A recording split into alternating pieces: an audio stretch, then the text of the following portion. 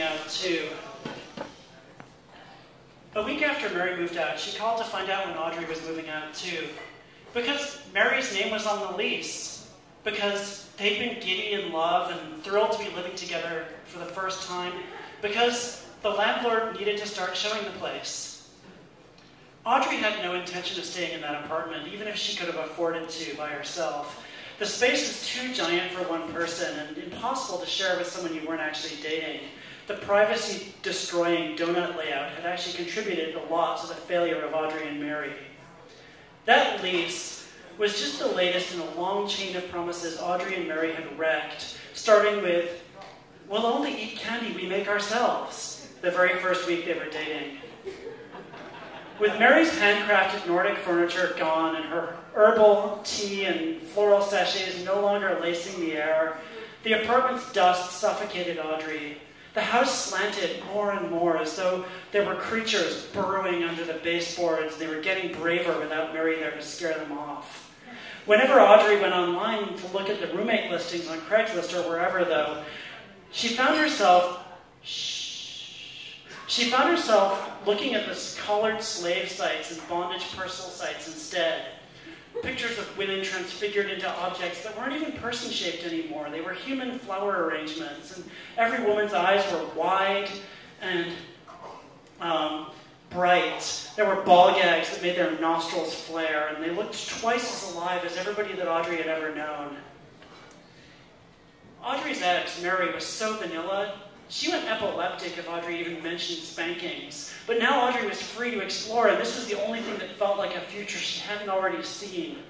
Audrey would sit down to research apartment listings at 6 p.m., and then she would look up from a breath play tutorial to realize it was midnight and she hadn't even had dinner.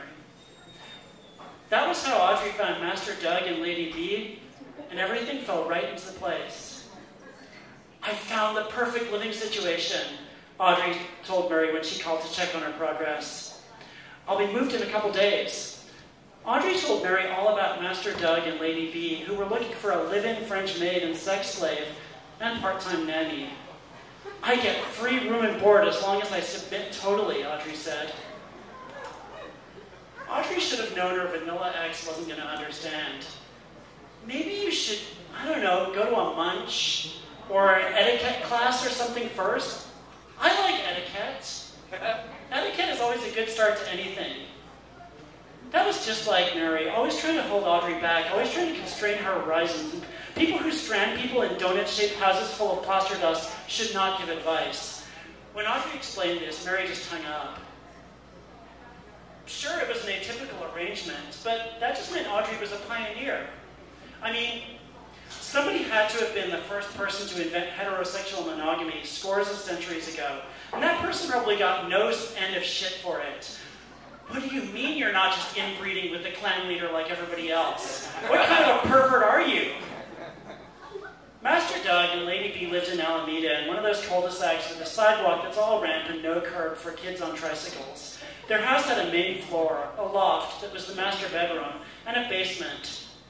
Audrey would sleep in the basement or else chained at the foot of the bed. She showed up with a little U-Haul full of her boxes, and Lady B frowned.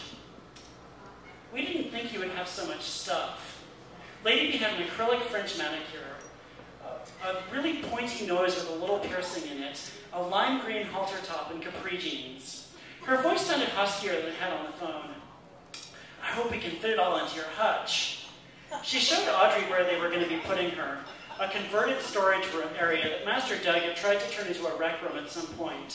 He had gotten as far as carpeting the walls and floor and putting a strip of black light along one ceiling edge. Lady B asked Audrey what she would be doing during her days, and she explained about her job at the Literacy Foundation. She was spearheading a project to examine how cultural assumptions hamper most literacy programs from addressing the needs of non-white target populations. Lady B just nodded and shrugged. "Just as long as you're home in time to make dinner," she said. They only had one maid uniform, which had come from a Halloween store. It was hanging in their front closet. Fishnet stockings, lacy collar, lacy cuffs, garter, cap. You won't wear the maid uniform on weekends, of course, when the kids are here. Master Doug had custody of his kids every other weekend. Audrey wanted to put on the uniform right now and start her new life right away. She had a whole fancy curtsy in mind. But first, she had to get all those boxes out of the U-Haul and into her hutch where they left no room for a human to sleep. And then she had to drive all the way back to the U-Haul place before it closed up. Audrey waited an entire hour for Master Doug to come and get her from the U-Haul place. After a while, she started to wonder if they had forgotten about her, that the U-Haul people told her she had to wait outside and then locked the doors and turned out all the lights. Weird guys started coming up to Audrey and asking her if she had any, or if she'd like to go anywhere, or if she had any packing tape or glue or anything. She called Master Doug a few times, and he didn't pick up. The only light came from a street light that sputtered like a bad violet wand. And Audrey shivered and fidgeted in her t-shirt and shorts. She was lost. Just when Audrey started to think about calling Mary and begging for a rescue, Master Doug swung into the driveway in his big pickup truck. He waved Audrey into the shotgun seat.